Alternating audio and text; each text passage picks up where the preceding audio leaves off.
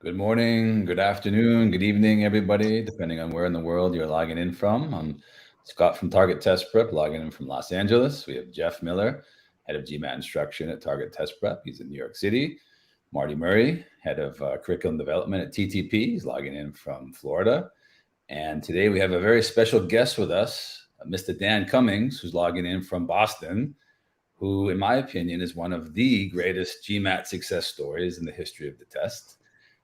This is going to be a special episode today, and it's special because a lot of people struggle with the GMAT. And I think one of the most important things we can do as professionals in the industry is show people that the test can be beaten. You can earn a great score. This is going to be a podcast of hope and of practicalities. And Dan's going to talk a lot about how he went from a 430 to a 710, 430 to a 710, 280 point increase in the test, in his test score. So a lot of you are going to learn, a lot of you may be struggling, and that's okay. Dan's going to talk firsthand today about the levers he pulled, the tools he used, the mindsets he used to overcome what looked like an epic failure. Because Dan struggled a lot in the early days of his GMAT prep, turned it around completely to become, as I said, one of the greatest success stories in the history of the GMAT. Dan used Target Test Prep, some other resources as well. But this is going to be a great episode for any of you folks who are wondering, you're saying to yourself, God, the test is just not going great for me. I'm struggling. My score is not going up. I think you're going to get a tremendous amount of value and insight from what Dan has to say. So Dan, welcome. Thanks so much for joining us today. How's everything going? Thank you very much for having me, Scott. That's such a warm welcoming, and thanks to Marty and Jeff as well for having me. It seems like I have a lot to live up to today, so hopefully I can deliver. You've already lived up to it. That's the best news of all. You've already lived up to it. Today, you're just telling people how you lived up to it. So why don't we get started? Why don't we briefly talk about your background? So just tell us about your background and your struggles coming into the GMAT. Definitely.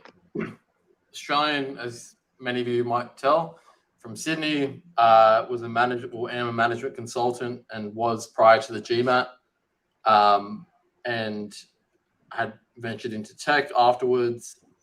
I grew up farming background, working class sort of family. Very different, upbringing. No one really went to. I don't think my parents even went to high school, let alone college. So, to go on this academic journey was a bit unorthodox, and I think unfamiliar territory, as many might empathize with. Yeah, that's an interesting point. Maybe we could highlight for some of the people out there. So you felt as if you were going through the journey for the first time. And I think the reason why that's important to emphasize is you were a successful guy. Dan was a professional bodybuilder. He was very successful in consulting in his job. He was successful in a lot of arenas in his life. He knew about perseverance, about dedication, about hard work. And you had done a lot of successful, great things, but yet you got to the GMAT and you felt as if you were going through the journey sort of on your own for the first time without a lot of backdrop for help. Yeah, exactly. I knew how to exercise my muscles in the gym and whatnot, but I think the brain was an entirely different muscle that I had to grow quite profoundly to get to the state, right? It was a completely new experience for sure. Yeah, and I think that's an important point for people. I think that's going to help our viewers a lot to realize that pretty much almost everybody feels that way, right? So when you're going through the process the first time, it can feel as if, hey, I'm the only person who's struggling. I'm the only person who doesn't have this big support structure. But in 15 plus years of teaching the GMAT, Dan, the interesting thing is I think a lot of students, maybe many, if not most, feel that exact sensation, like, hey, I've been successful, I've done A, I've done B, I've done C, but man, I'm coming to this and it feels like this totally new experience for me. So I appreciate you sharing that vulnerability and sharing sort of your understanding of where you were at that point in time. I think that's great to sort of make a connection with the viewers. And then what happened from there? So you started studying for the GMAT. Like, what happened? What didn't go well? What went well in the early stages? What worked? What didn't work? Tell us about that. Definitely. And look, I did the CA as well, chartered accounting, and a lot of others do the CPA here. That's completely different. You know, you use your brain in a completely different way in the GMAT as you may in other academic ventures, the CFA, anything else. Sorry to sidetrack here, but it's a bit stuttery on my side, so I hope it's being delivered okay. You can hear me okay? Is that sound perfectly? Yeah, you look good and you sound good. Yeah, you sound good. Thank you. I appreciate it. The struggles, okay. I mean, like many people, when you start something new, you don't know what you're doing, right? So I came in and did a test with a third party. I think it was a Manhattan test, and scored quite low. Didn't know what it meant. Sort of just, floundered around then. Felt like I used the most amount of brain energy I'd used in probably the last 5 years when I did that. And then I just didn't know how to interpret things from there, It's just like, I can't give a good analogy to that, but I didn't know what would ensue. Had no idea what the course ahead of me was.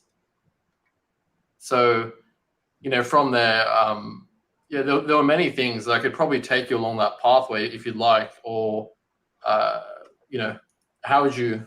Yeah, we'd love to hear it. So you took a test, you got a 430, right? And you said you didn't know how to interpret it. So you got this practice test score flashed on the screen. You're like, okay, 430. Obviously, you knew 430 wasn't going to cut the mustard, so to speak. But the challenge was figuring out how do you move, like, why did you get a 430, first of all? And then second of all, the challenge was moving from, how do you move from a 430 to a score that would be sort of respectable for business school? Yeah, you know what? I actually do want to emphasize this. This is something I don't think I've talked about before. And look, I did some YouTube videos on this, but one thing I'll say before, like, recounting some of my journey a bit, is the GMAT is an equalizer.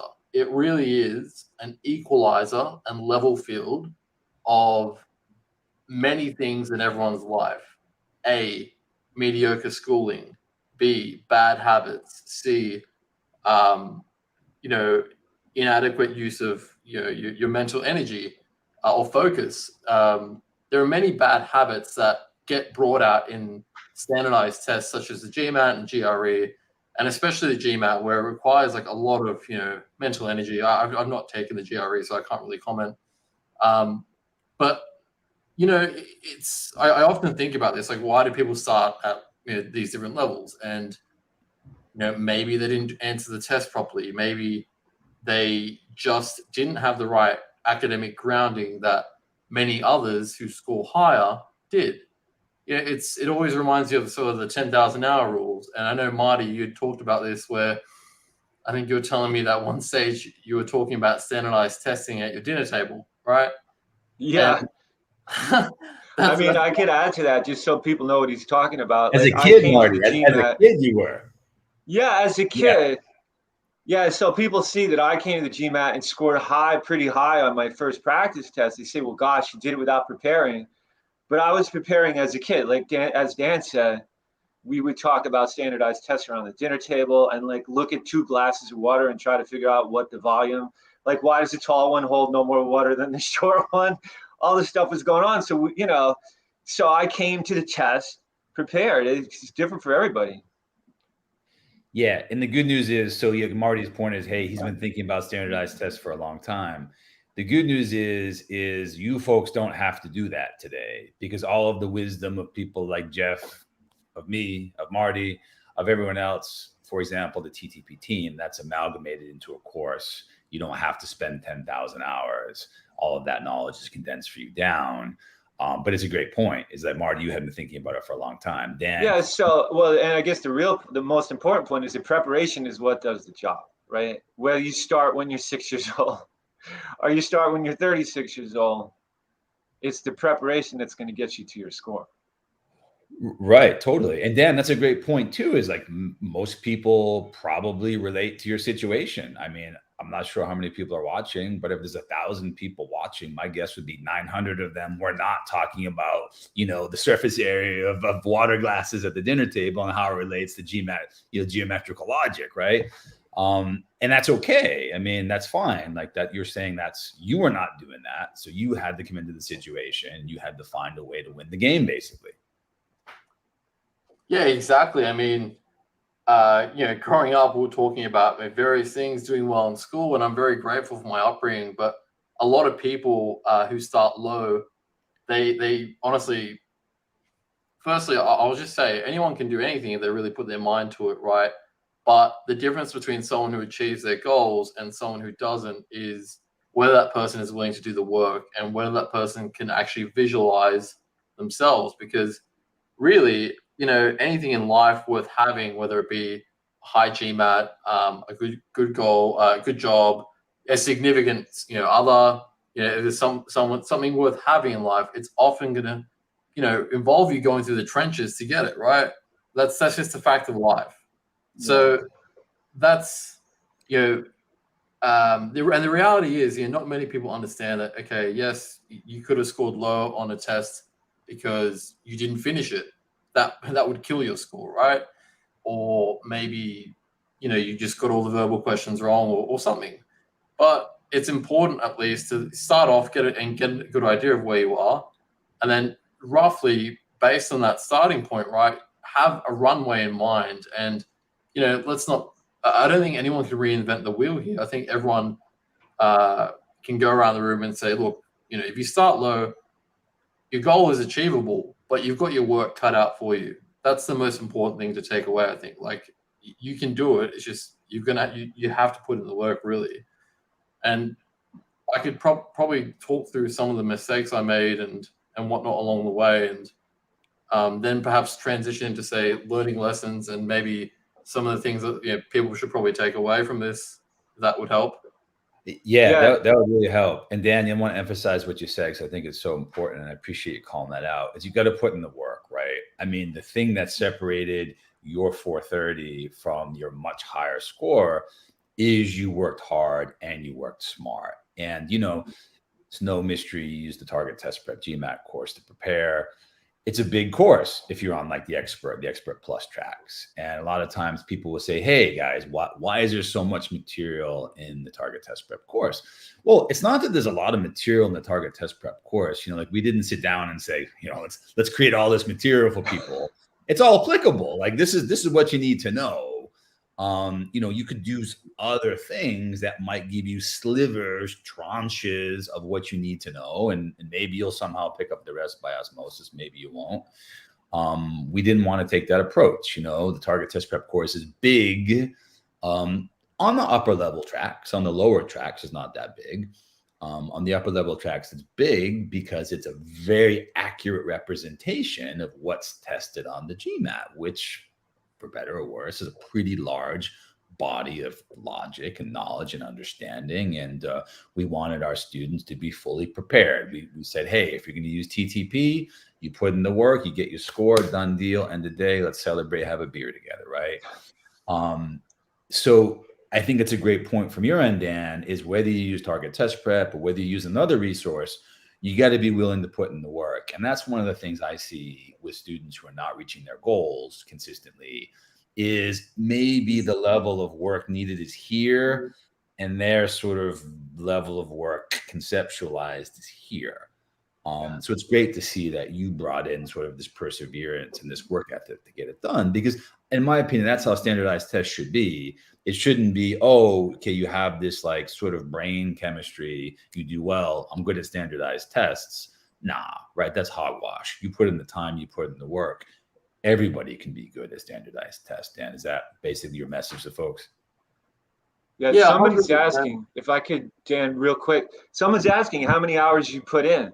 And I think that's a good question. A good starting point. There's a couple questions around that. Yeah, how long you spent, Dan? How many hours you put in? And another good one you could follow up with is what kept you motivated? Those are three questions I think you could answer. The motivation one is great. I'd love to hear that. So I need to caveat this by saying, like, all my journey was trial and error. And because of that, I spent a lot of time.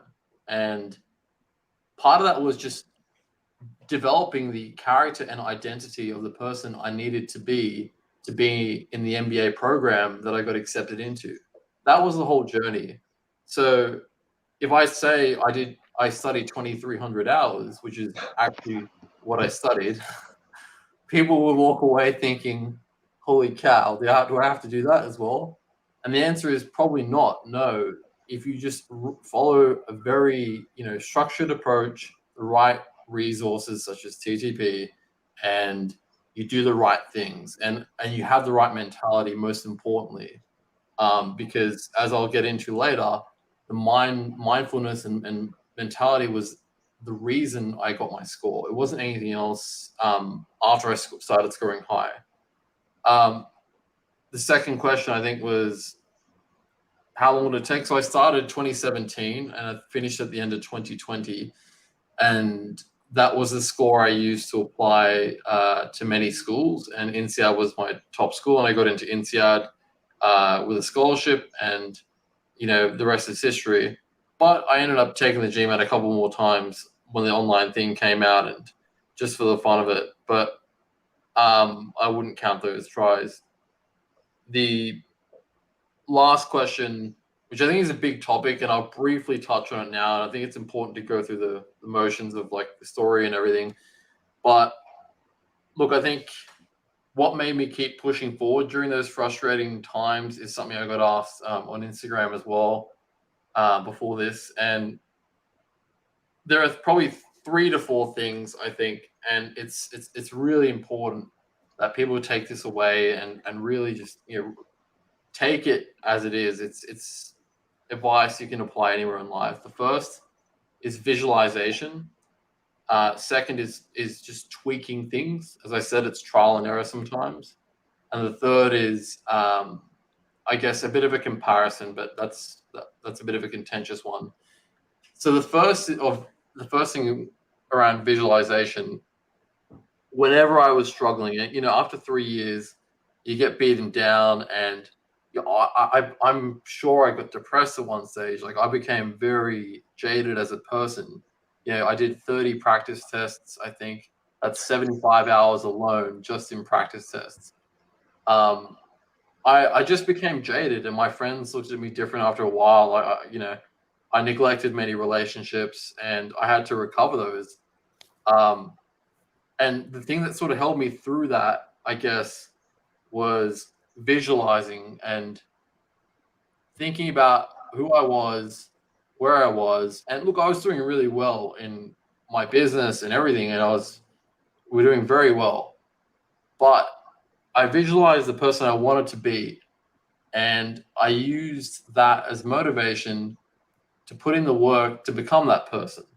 So, whether you're trying to drop, 20 pounds or, whatever it might be, I think the power of visualization is very understated. And I use visualization right before test day. Even, I meditated the night before, and I visualized myself seeing a 7XX on the screen, and then I walked away with that.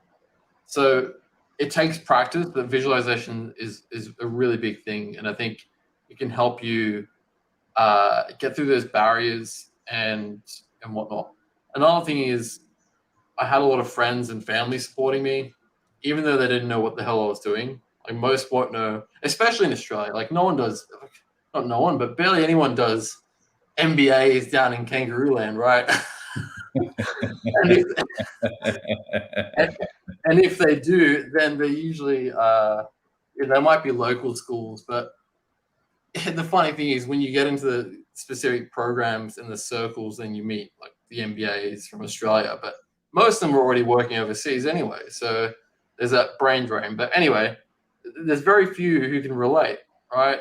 And you have to realize that the journey that you're on is the path to success. In many cases, is often a lonely path, right? You decide to go on this. It's a very selfish path. So don't do what I did and neglect people. just remind yourself that you decide to go on this, and no one is making you do the work but yourself, and just get through it. The second thing around tweaking, that really made me. That was something I did after I was very proficient. When I was, say, 650 to 680 or so, and I wanted to tweak. And mind you, my practice scores in some of the tests were like 750, 770 or whatever. So, I could have probably gotten a bit higher on that official one that we're referencing now.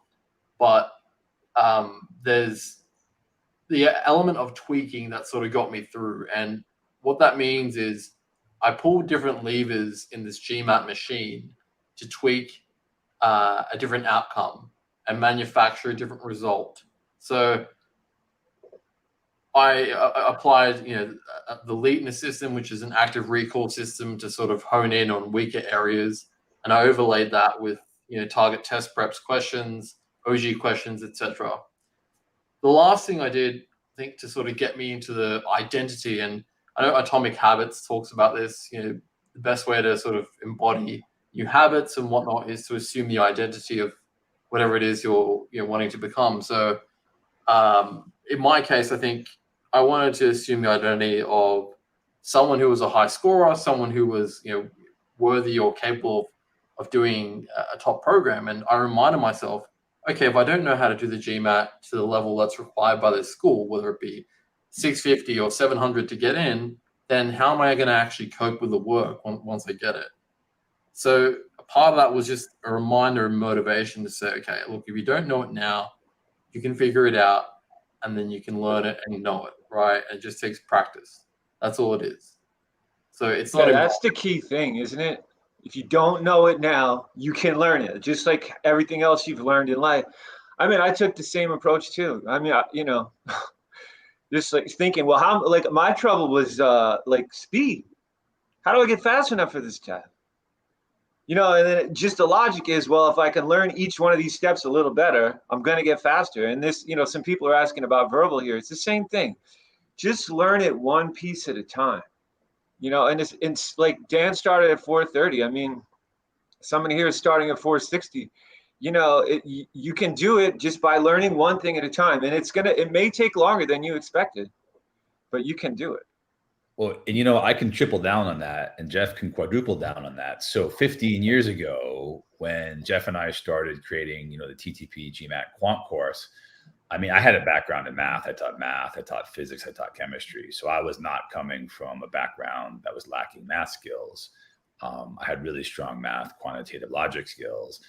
And 15 years ago, when we sat down literally to create the content for the TTP course, we had to learn it too. I mean, I can remember trying to figure out, like, looking at combination questions, and we're like, how are we going to get people to do these in a minute and 30 seconds, 2 minutes, whatever. So we had to learn it too. So like what you guys see in this current form, fashion, and target test prep, and this very polished package is the culmination of many, many years of working and thinking and tinkering. So we had to learn it too. Like, we had to say, like, look, what's the most efficient way to do this? How are we going to show somebody how to do this? And that took a tremendous amount of trial and error.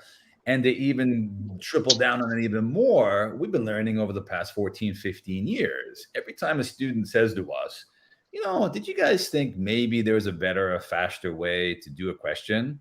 We say, please tell us more, right? And if it works, that's right. We'll re-engineer the solution. We'll fix it up.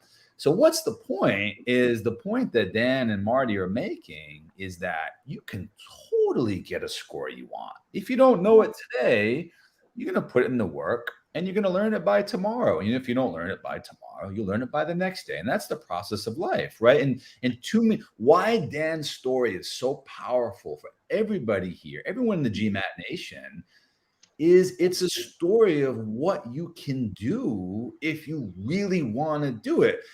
And Dan, I wanted to ask you this. In fact, I've never asked you this, but I want to kind of jump way to the end of the story.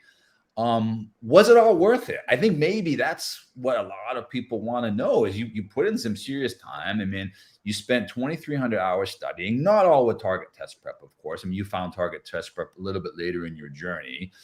So a lot of those 2,300 hours were spent sort of, as you said, not knowing exactly what to do. But many people might even be saying, geez, if I had to spend that many hours, would it be worth it? But I don't know, man. You graduated from INSEAD. Have a great job in Boston, my old hometown, my old stomping grounds. Was it all worth it at this point? I mean, I wish I was in New York, but apart from that, I'm kidding, of course.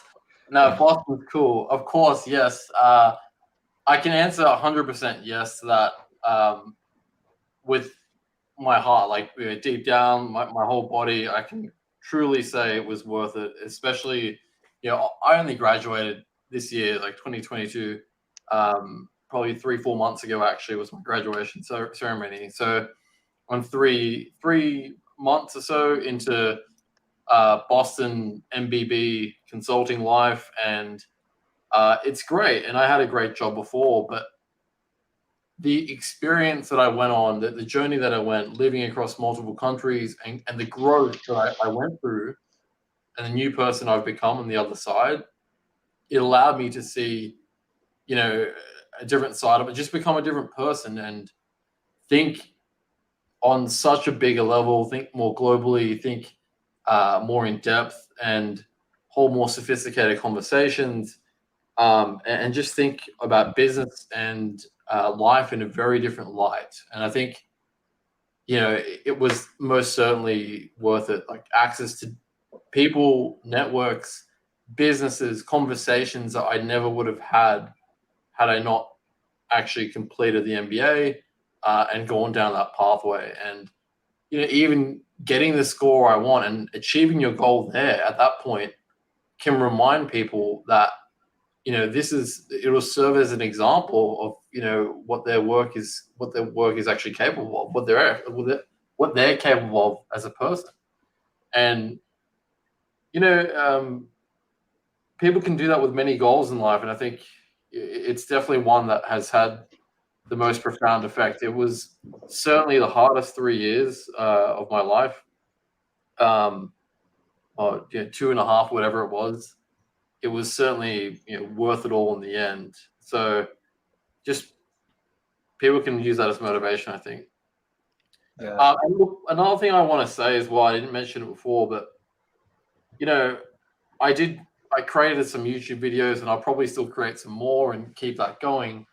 But when I did that and when I got that score, I got approached by everyone to endorse their products and do this and that. And I knew what it was like to be on that receiving end and shovel through the shit and figure out what works. And I literally use everything under the sun. I kid you not.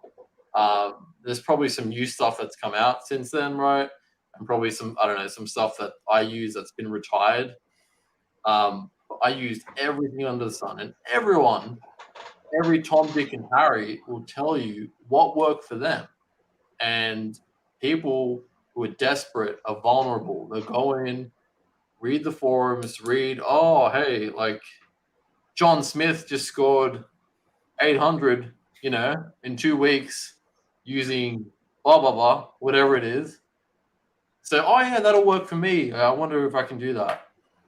Yeah, people want a fat loss pill in life, right? In every facet of life.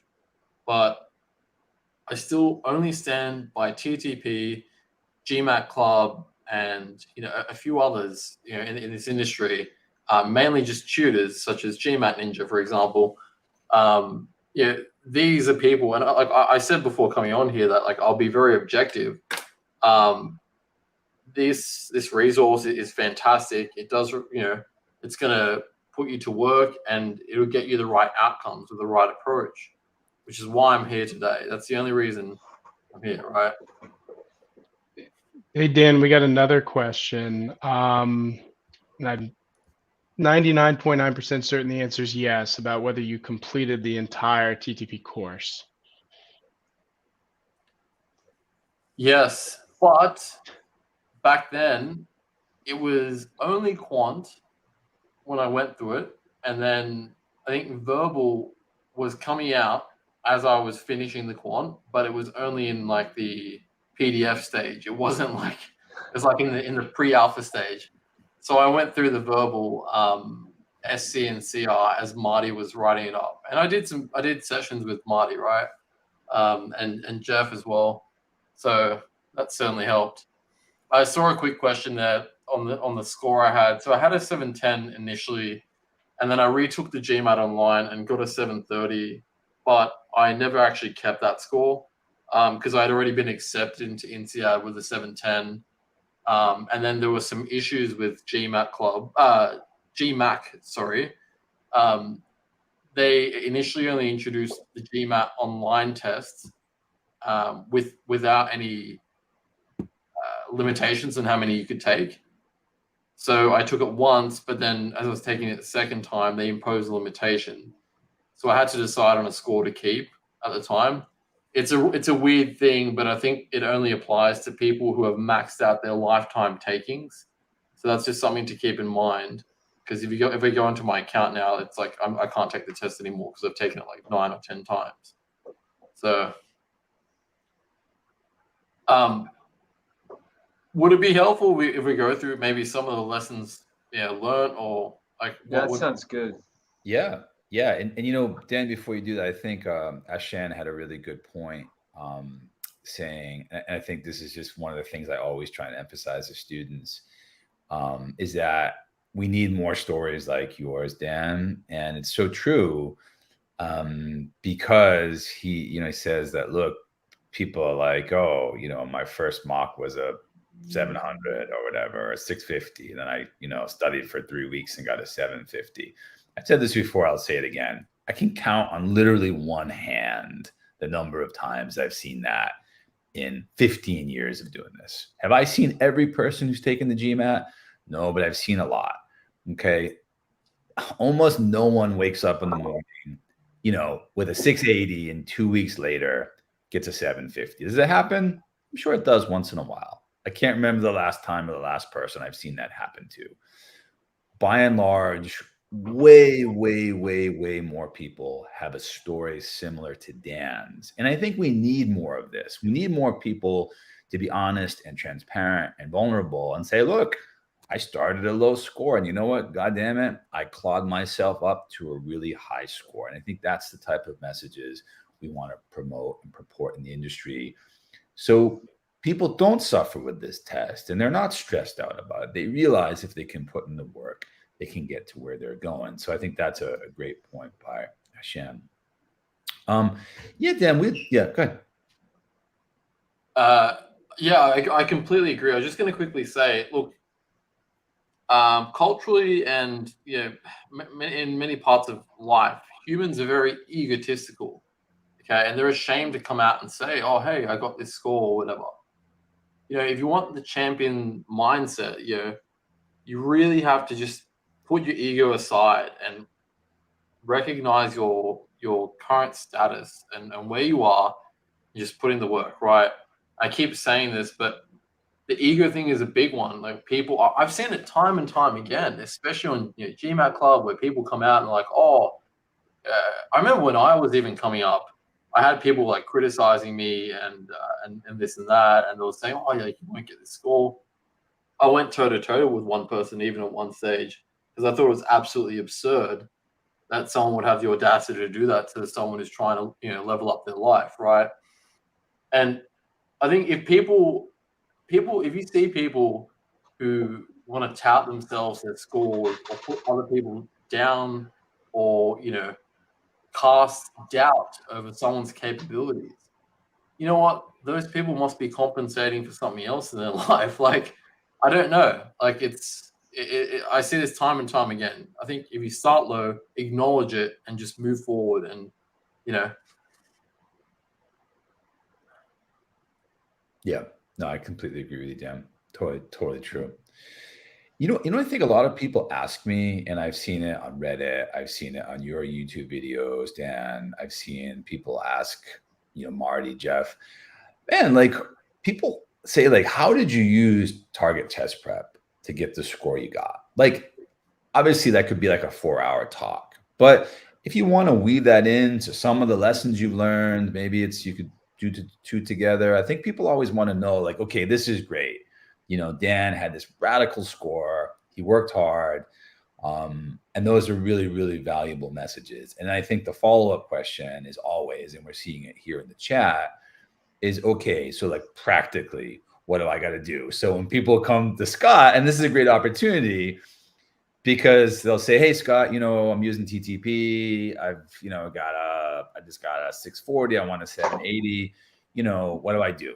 And first thing I do is look at the analytics page, and I give them a very methodical sort of explanation of why they have to finish the course, and why by doing 30% of the course is not quite enough, and maybe some of even the people here on the live cast have heard the spiel from me. But it would be great to hear from you. So like if someone said, hey Dan, like what are some of the lessons you learned, or like what did you do to practically use TTP to get your score up, and what would you tell them? Like, what are some of the key things? The best way I can answer this is by giving you the first 3 lessons that I learned and then relating TTP to that. So the first thing I'll tell everyone is that the GMAT is literally broken down into maybe 3 or 4 distinct phases in your prep. Okay. You diagnose firstly. Secondly, you plan and evaluate, say, like your runway of time and then what resources you might use. And that's why I would recommend a comprehensive resource such as TTP. And then view like your timeline, which I'll get to in a second. The third is you learn and you saturate your brain in the actual content.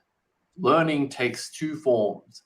Learning a concept, firstly, and then developing proficiency in that concept, topic by topic, until you've mastered it. So the GMAT is literally gamified into topics, okay? Now, the last thing is refinement and mastery, and TTP was crucial in the 3rd and 4th phase. The second thing I'll say, just on timing, the learning lesson I had is that based on your diagnostic test, which I'd recommend that you take from MBA.com, the official site, not a third party, you have probably like 3 time horizons that you're going to fit to. If you get less than 500 on the test, you'll probably need about 4 to 6 months at least. I put a strong asterisk on that, on the at least. Then if you get 500 to 600, you might be just a bit shy of that, say 4 to 5. 600 plus, you might be able to do it in 2 to 3 months, depending how quickly you get through that learning and saturation. Now, the last and most important topic, and as it relates to TTP especially, is the GMAT is a game. And to master that game, really, like the only way you can do that in the most time-effective manner is to take a topic-by-topic approach, which involves learning the concept, so going through the TTP module, making notes or flashcards, as I did. And mind you, I went through it twice because the first time I didn't do it properly. I didn't really make notes. I wrote them down. I don't recommend, you can write if you're that sort of person, but I don't recommend it. It's a waste of time, in my opinion. Just type like little flashcards and then from the content, and then rehash it as you're trying to master it. By topic, you learn that concept, then you get reps in, easy, medium, hard. And you only progress through once you can get proficient at each phase. Otherwise, it makes no sense. Like, why would you try and, rep out a 100 kilo bench press if you can't even rep out 60 kilos, right? Wouldn't make any sense. You have to develop the muscle capable of supporting that weight, which is what you do when you develop proficiency at the easy, medium, and hard level. And people want to get shortcuts that they might be able to, if they can develop proficiency earlier, they might be able to go on to the next phase, like the next difficulty, which is what I did as well. But you might start to form gaps. And I think it's important that, if you're borderlining those if you get like 80%, your average is say 80% in an easy test, then you move on. But if you're borderline that, right, if you're like 60 or 75, it's clear you're going to, start to develop big gaps in your subsequent difficulties, right? Because that's what happens. You manifest those difficulty, those issues, and those issues get tested on in a more profound way and introduce more difficult concepts to test. So, and the reason I say it in that way is because that's really the key. Like, whether even if you were to sit on GMAT Club and do past questions, you wouldn't start at the hard level. You would first learn the concept. Otherwise, how are you going to learn how to answer, right? Then you go easy, medium, hard. And that's exactly how TTP was structured. It literally force feeds people the right nutrients that they need to eat to get the right GMAT score, right? Yeah, Dan, and those are just two amazing points. They're so important. I just want to take a second to sort of solidify them. Like when people skip to hard questions, as Dan said, like maybe you're on the borderline. I don't know what the borderline is, but if you're getting 60% of easy questions, 70% of medium questions, people skip ahead to the hard. Well, the problem with math or even verbal, because the verbal on the GMAT is way more mathematical than most people think, to be honest, right? It's like a golf ball, right? Like when you hit a golf ball, if you're off a fraction of a millimeter at contact, I mean, the trajectory of the ball 200 yards later is going to be 90 yards to the right or the left, right? A hook or a slice. It's the same thing with a test. So one of the biggest mistakes I see people making is skipping ahead to the hard questions before they're ready. Doesn't make sense. You're just compounding the losses against you, as Dan said, because you have some gaps in the easy and the medium skills and thinking structures you need, and you're sort of circumnavigating around those to go to hard things that you're unprepared for. So I encourage people, build your easy, build your medium, and then build your hard. And the fact of the matter is too, like, what's one great strategy to do pretty darn good on the GMAT is don't miss any easy or medium questions, right? You can miss a bunch of hard questions and still get a pretty good score. Perfect score, no. But if we're talking about most people who want somewhere in, whatever, the high 600s, low 700s, get every damn easy question right. Get every damn medium question right. Don't miss one. And then get, as many of the hard questions right as you can.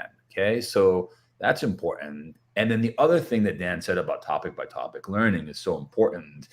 Imagine a resource where question 1 is a rate question.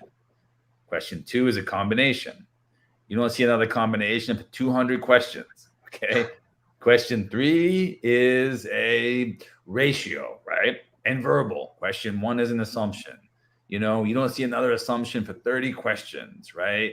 Man, that's a really hard way to learn, at least for me. And I think I speak for the majority of students, right?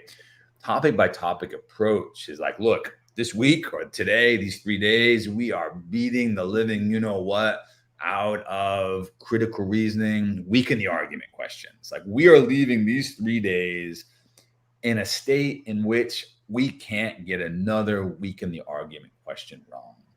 And then once we do that, we're moving on to the next topic, whatever it is. Today, we're doing strengthen the argument. And we're going to spend 3 days on strengthen the argument. We're going to see every possible pitch that, Roger Clemens can throw at us today. And by the time we're done, we're going to hit every one of his balls. So I think that's what Dan means by topic learning.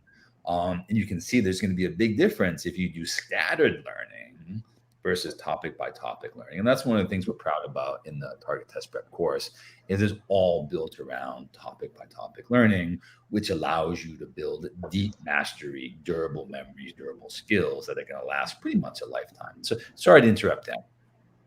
Of course not. No, this is not a monologue here. No, I appreciate that. It's very true, right? That's honestly like the one thing I'll stress. I did this in my videos as well. You could project plan your GMAT. And I think I'd even made a template, a Google Sheet template in one of the videos that I gave to people. I can't stress it enough. Like, don't do what I do. Don't. There's two sides of the coin here. Yes, take a topic by topic approach, but also don't progress until you've comfortably learnt that topic. All right.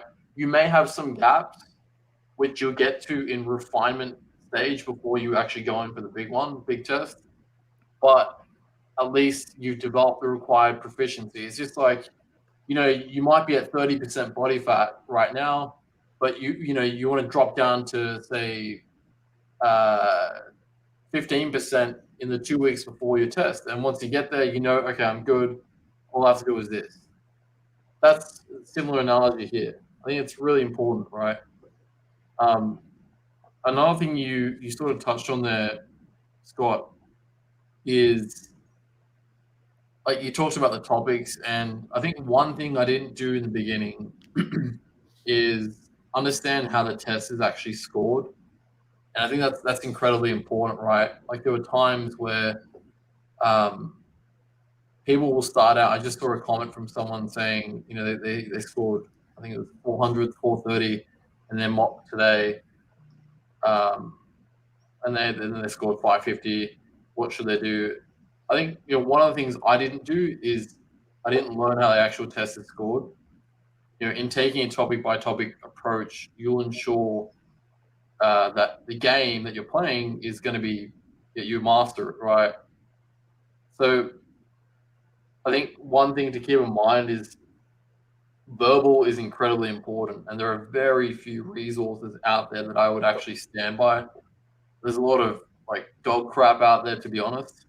And the first 10 questions I think are incredibly important, quant or verbal. I think that's been tested to the max. And verbal counts like almost twice as much, or not, unless things have changed, right? It counts for a hell of a lot more than quant does, right? So when you think of that, I think and you think about how hard it is to find a good resource. The one thing I loved about TTP when I was coming in, I think I was giving feedback to Marty like during I was one of the guinea pigs, right, on the verbal stuff.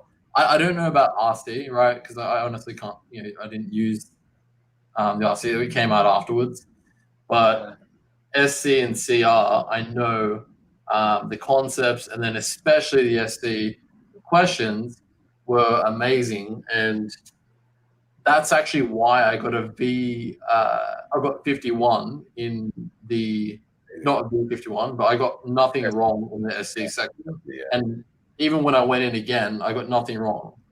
Like it completely got rid of my mistakes in sentence correction. And still to this day, even in consulting, like I'm pulling people up on their grammar. I'm like, here are a bunch of review comments, and they're all grammar related. I'm kidding. I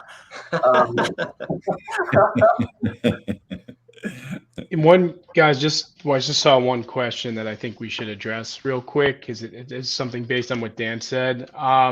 Is it true that if you get some initial questions wrong, you'll never see the harder ones and your score plummets? The answer is no, that's not necessarily true. You could probably get the first 3 questions wrong and be fine. I think where people overdo it at the beginning of these sections is they say, well, this is like a classic story. I spent, triple the time I should on the first 8 questions or the first 5 questions. So logically think about that. What happens if you double your time or triple your time on those questions? On the back end of any of those sections, you're probably going to have to guess on the last 10 questions, let's say, and that will also crush a score. Crush it. Sure, if you get the first 10 questions wrong, are you kind of in a really bad spot? Yeah, but I mean, that's if you get the first 10 questions wrong, it means you're probably not as prepared as you need to be. So yeah, I think you got to be very cautious of taking those gamey approaches. Well, actually, Marty, you didn't say it in this chat, but I read it as a comment you made on GMAT Club today, which was perfect, was focusing on the question in front of you and nothing more, nothing less. So just keep that in the back of your mind. Totally. I think another thing could be added is to the whole topic by topic thing. You got to be so thorough.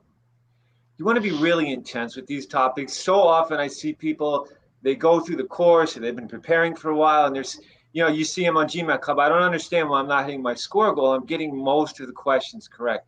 Most is more than 50%. You got to be really strong. You got to be 80, 90%, especially with the easy questions, even more. You really have to be thorough with these topics. You really have to know them. It can't be, if you feel kind of vague and shaky, that's when, gosh, my score is stuck at 600. How come it won't go to 700? It can't be shaky.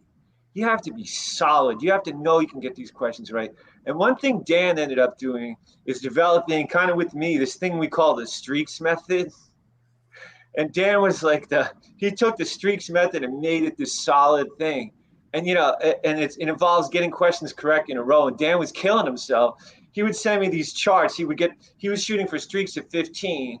He would get 14 correct in a row, have to start the streak over again because he didn't get to the 15, get up to 6, start over again, get up to 10, start over again, and then finally get to 15 correct in a row. And you can see why he progressed, because you just stuck with that until he got the 15 correct in a row for every topic. And that's the kind of intensity you got to bring to this. You're really mastering.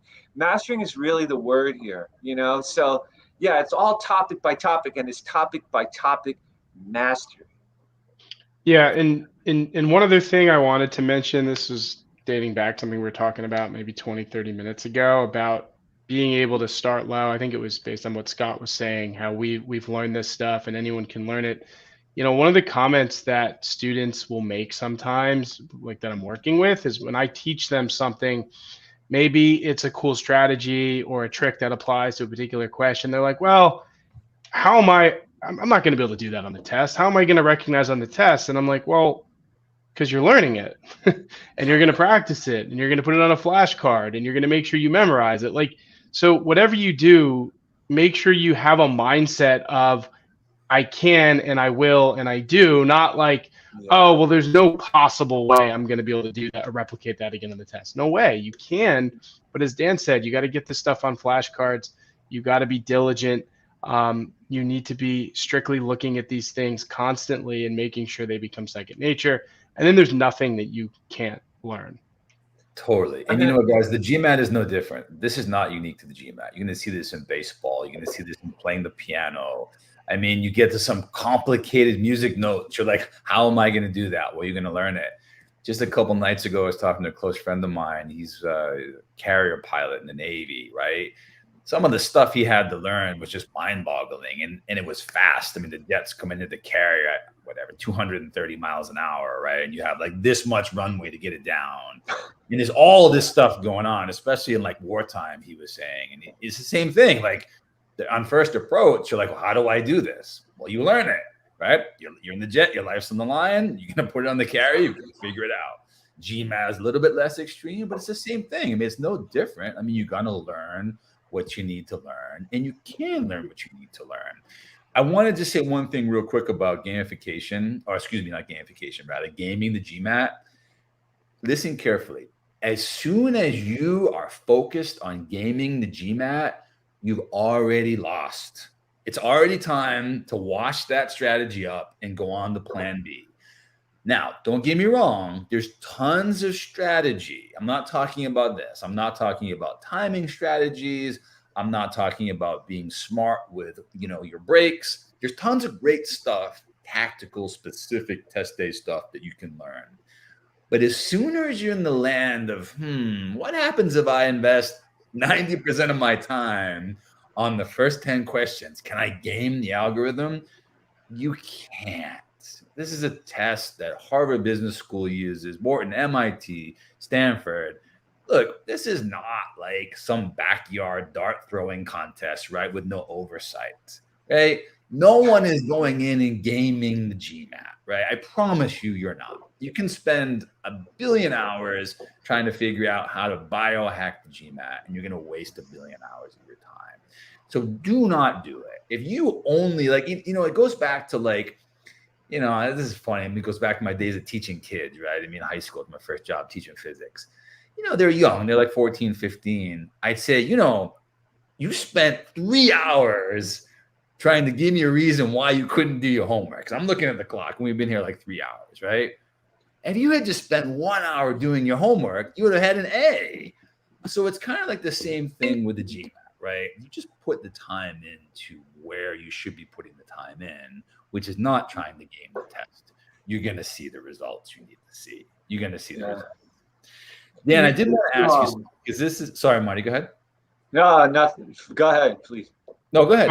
I had one thing to add though. Yeah. Remember, the people who you see doing these gamey things to the GMAT are probably people who could rock the test without gaming it. So if someone says, well, I got a 780 because I crushed the first 10 questions, well, you crushed all the questions. Like, so it's you got to really look at who's telling you these things and who's doing it, and then understand that they're at a level where they can probably get away with these like unique little tricks, whereas you in most of the GMAT world cannot. So really take all this stuff with a grain of salt. I just need to clarify something here, because I Sure. did mention gamification before. I gamified my approach. For example, the streaks method is something that I use, and that sort of gamified my approach, but I didn't try and game the actual algorithm. There's a question here from Pooja who asks, do you think understanding the algorithm would be of any help in acing the test? I think you need to know how it works, but don't let that play in your psychology. There's many questions here about the algorithm. I think in my final test, I ended up getting some of the first 10 wrong. So it really just depends which ones those are. Keep in mind, at the end of the test, you always get thrown an easy question. And I think they do that to assess your time management. So it's really important that you do spend a bit of time on the first 10, I think, but then you allow enough time, or you speed up, or whatever it might be, to get through the whole thing. And time management will come through. It's something you need to be aware of, but I don't recommend people time themselves while they're doing their learning phase. I think that's a really important thing we didn't talk about. I don't think people, like when you're learning something, don't bother timing yourself in the beginning. But, TTP does a great job of timing all the questions already, right? The time is still going. I recommend people just ignore that for the first time they're going through and just learn it properly, because to fundamentally learn something properly, like you really need to take the time. You really need to develop the focus and attention to detail to be critical of each question, right? And to actually go and process of eliminate each answer choice, pointing out why that answer choice is wrong and having some logical reasons for it. And if you don't know how to do that, then you don't have the concept or the knowledge yet to do it, right? So then you have to go and bridge that knowledge. Yeah, I've been telling, and it's just been more and more clear to me how important that on-time practice is. I mean, if you're shooting for 90% correct and you're getting 70% correct with the timer going, how are you ever going to get to 90%? Because you're not giving yourself time to learn. So so many people contact us all the time and ask, what can I do to increase my score? And the answer so often is, look, you got to slow down first. If you can get 90% correct or 15 in a row correct now, and you're doing it on time, then you can start trying to get them done in 2 minutes each. But you got to have that thorough building of foundation. That's really what you need to do. And a lot of that happens by just doing the questions without the timer going. Yeah, it's true. It's so true. Got to do the work on time. Guys, I think we're coming up on the top of the hour. So I just want to take a moment.